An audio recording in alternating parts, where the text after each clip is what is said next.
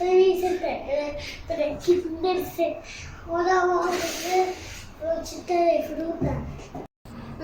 Los ingredientes son naranja, una manzana, un plátano, fresas, un francés. Nuestros padres vamos a picar la fruta, pelar la fruta.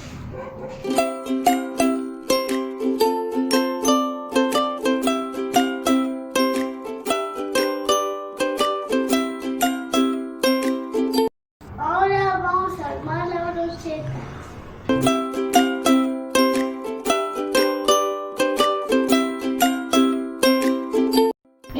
Están listas las brochetas. Las elegí porque me encantan las frutas.